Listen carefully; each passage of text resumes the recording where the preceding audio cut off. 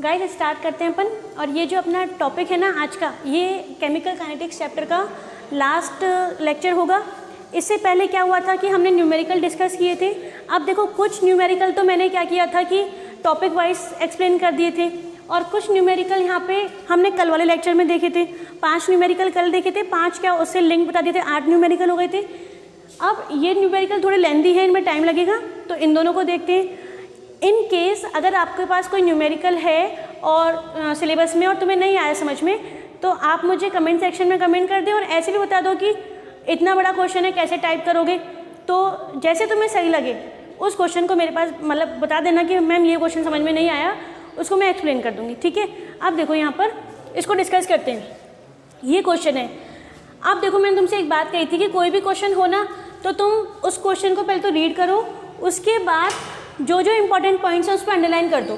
First order reaction underline कर दी हमने। Time required की बात कर रहा है, यानी टाइम के बारे में बात कर रहा है वो।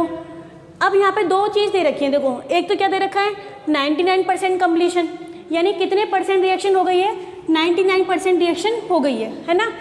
इसका मतलब क्या था वो मैं अभी बताती हूँ तुम्हें। और दूसरा क्या दे रखा है 90% रिएक्शन कंप्लीट हो गई। 2 बातें दे रखी हैं, एक 99% रिएक्शन कंप्लीट हो गई है और दूसरा दे रखा है 90% रिएक्शन कंप्लीट हो गई है।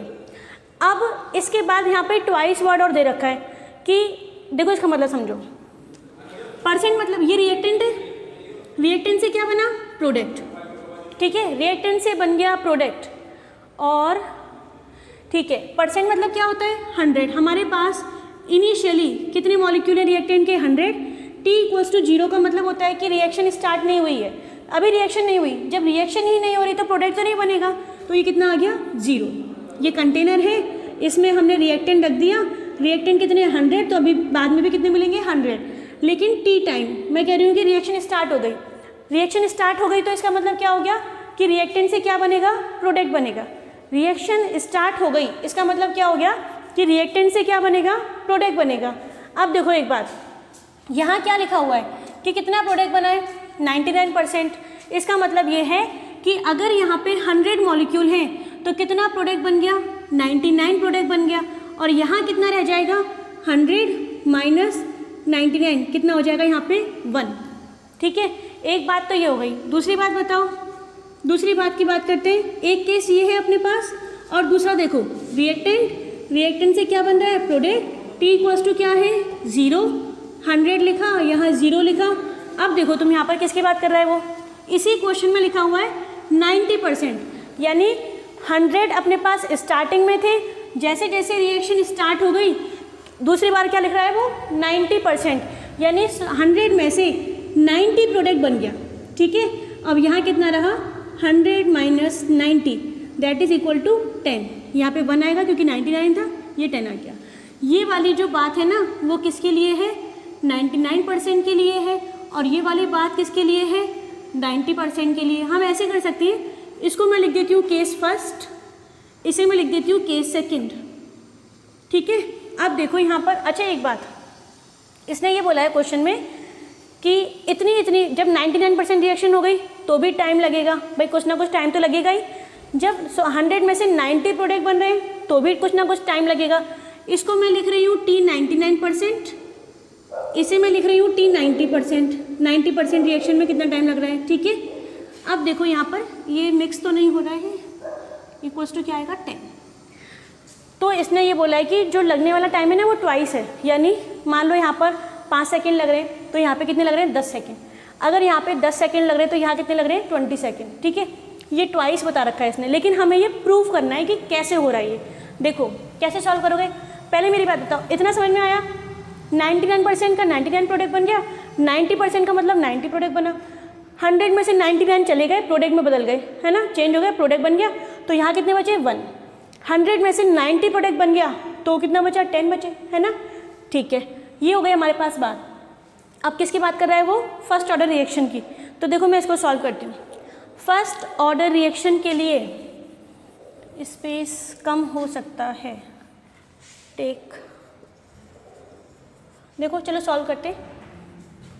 केस फर्स्ट को सॉल्व करो पहले। कौन से ऑर्डर की बात कर रहा है फर्स्ट ऑर्डर। फर्स्ट ऑर्डर वाला फॉर्मूला याद होना चाहिए। क्या है अपने पास फॉर्मूला, t = 2 2.303 अपॉन के log 10 a upon a minus x. सही है इतना? इतना ध्यान रखना भाई, ये a होता है स्टार्टिंग वाला जितने भी हैं। 100 कैसे आया? परसेंट दे रखा है। 99 प्रोडक्ट बन गया, ये क्या होता है? x। ठीक है, मैंने पहले भी बताया, कल भी बताया। और 100 माइनस 99 बताओ क्या होगा? a minus x. सही है ना? ये जो लिखा हुआ है ना यहाँ पर 100 माइनस 99, ये क्या होगा? a minus X, that is equal to 1। अब सॉल्व करो। किसको सॉल्व कर रहे हो? केस फर्स्ट को। टाइम निकालना है कौन सा? 99% वाला। तो मैं यहाँ लिख देती हूँ 99%। अच्छे से लिख देते हैं थोड़ा। टाइम कैलकुलेट करना है 99%। ठीक है, अब देखो सॉल्व करते हैं। 2.303 हमारे पास क्वेश्चन में k नहीं है, k तो वैसे भी कांस्टेंट होता है, ऐसे के ऐसे ही रहने दो, कुछ मत करो। हमारे पास है ही नहीं तो हम लिख भी नहीं रहे। log 10 a की वैल्यू बताओ।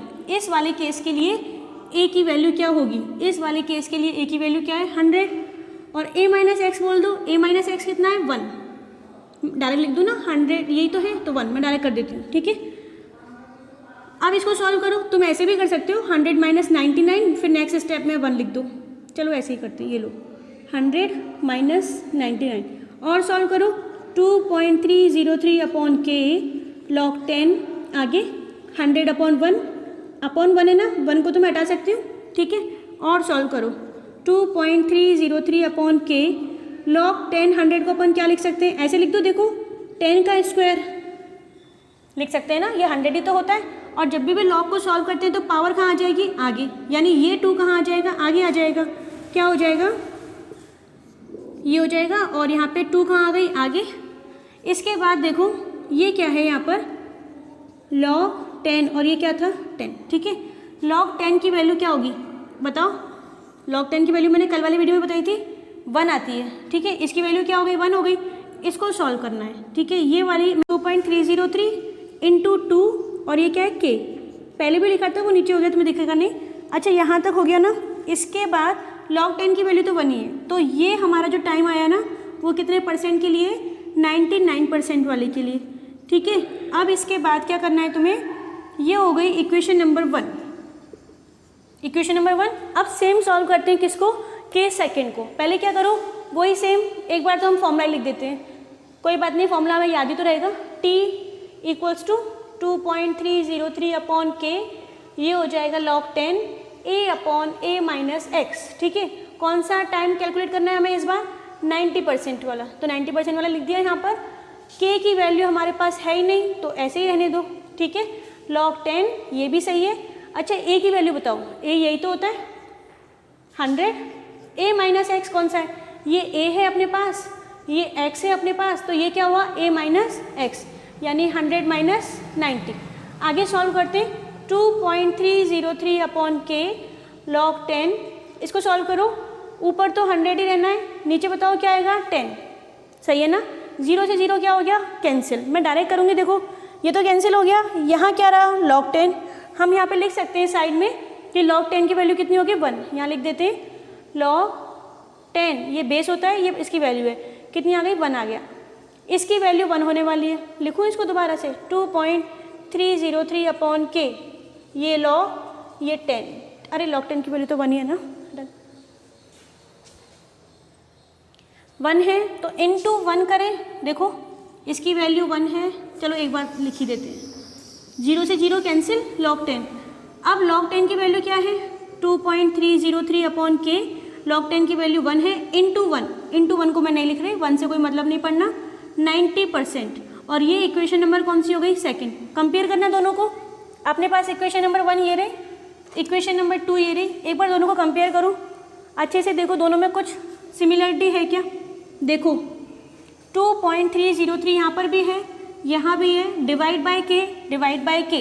इसका मतलब ध्यान से देखो, इस वाली वैल्यू को 2.303 अपॉन के, यही है ना, इसे मैं क्या लिख सकती हूँ? t 90%। समझ रहे हो?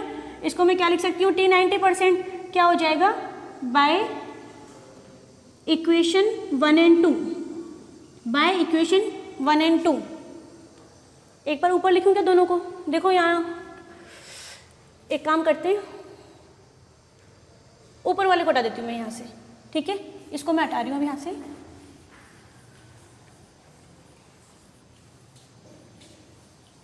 क्या हुआ देखो, टी 90% तो हमारे पास क्या था, ये था हमारे पास 2.303 डिवाइड बाय के इंटू 2, ये इक्वेशन 1 थी।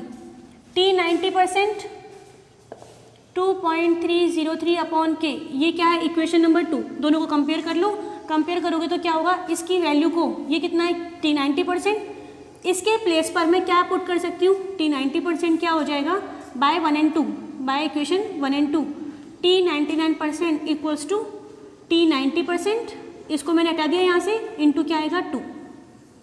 अब 2 को यहाँ लिखो, यहाँ लिखो, एक ही बात है, मल्टीप्लाई तो करना है। देखो यहाँ पर यही अपना क्वेश्चन था, प्रूव करना था कि जो 99% कंप्लीशन में कितना टाइम लगने वाला है वो क्या होता है, ट्वाइस होता है। किसके ट्वाइस, किसका डबल, 90% का, ठीक है। अगर इस रिएक्शन में को कंप्लीट होने में 90% कंप्लीट होने में 10 मिनट लग रहे हैं, तो जब 99% कंप्लीट होगी तो कितना लगेगा, ट्वाइस कर दो 20 मिनट, ठीक है। ये अपना फर्स्ट क्वेश्चन था। अब देखो सेकंड क्वेश्चन, जल्दी से सॉल्व करते हैं सेकंड क्वेश्चन को।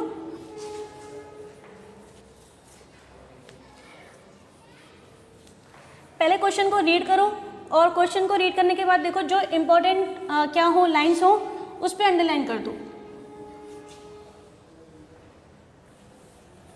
क्या क्या दे रखा है, फर्स्ट ऑर्डर रिएक्शन, तो वही सेम आना है फर्स्ट ऑर्डर रिएक्शन के लिए। इसके बाद 40 मिनट टाइम दे रखा है और टी हाफ कैलकुलेट करवाया है। देखो जल्दी से करते हैं इसको, 5 मिनट का लास्ट है ये। इसमें देखो फर्स्ट ऑर्डर रिएक्शन, एक तो 30% दे रखा है और एक क्या दे रखा है, टी हाफ। बताओ टी हाफ मतलब क्या होता है, टी हाफ मतलब होता है टी 50%, यानी कितने परसेंट रिएक्शन हो गई है, 50%। तो हमारे पास कितने केस हैं, 2 केस हैं, एक 30% वाला है और एक कौन सा है, 50%। देखो लिखते हैं यहाँ पर केस 1, वही सेम क्वेश्चन है, देखते जाओ, केस 1 केस 2, ठीक है। केस 1 की बात करें, फॉर्मूला क्या है, 2.303 अपॉन के log 10 a upon a minus x. इसके लिए भी कर दो, एक सेकेंड, इसके लिए क्या करें, इसके लिए तुम देखो यहाँ पे क्या दे रखा है, टी हाफ है ना, और कौन सा रिएक्शन है, फर्स्ट ऑर्डर। डायरेक्ट करते हैं ना, हाफ लाइफ का फॉर्मूला क्या था, देखो फॉर्मूलेस तो याद होने चाहिए तभी तो कर पाएंगे। हाफ लाइफ वाला फॉर्मूला क्या होता है, 0.693 अपॉन के। एक बात और सुनो, फर्स्ट ऑर्डर रिएक्शन में तुम्हें ये दोनों फॉर्मूले तो याद रखने हैं बस, और कुछ नहीं करना, इन दोनों फॉर्मूलों को याद रख लो बस। अब देखो यहाँ पर ये वाला केस 1 है ना, कितने परसेंट की बात कर रहे हैं अपन, 30% डीकम्पोजिशन। अच्छा डीकम्पोजिशन क्या होता है, अब ये दिक्कत आ गई है ना, देखो डीकम्पोजिशन क्या है, यहाँ लिखे साइड में, देखो इसको हटा देते हैं, तो फर्स्ट क्वेश्चन है। ये रिएक्टेंट, रिएक्टेंट से क्या बना, प्रोडक्ट।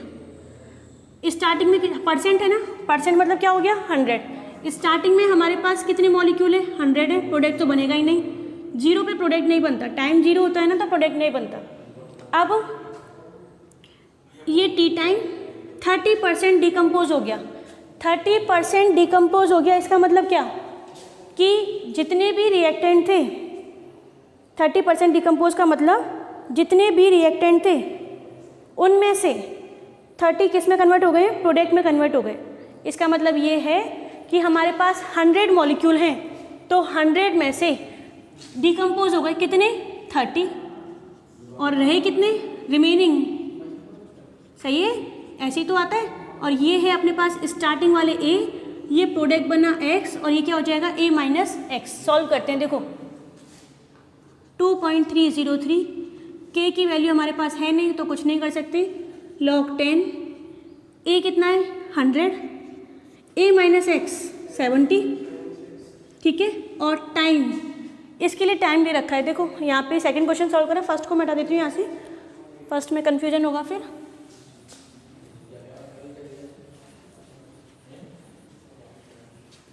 ठीक है, ये मैंने यहाँ से हटा दिया है। फर्स्ट क्वेश्चन देखो एक बार, सेकंड क्वेश्चन में कितना टाइम दे रखा है, देखो अगर 30% रिएक्शन होती है तो टाइम दे रखा है 40 मिनट, तो हम यहाँ लिख देते हैं 40 मिनट, 40 मिनट है ये, ठीक है। सॉल्व करते हैं इसको, देखो हमारे पास किसकी वैल्यू नहीं है, के की।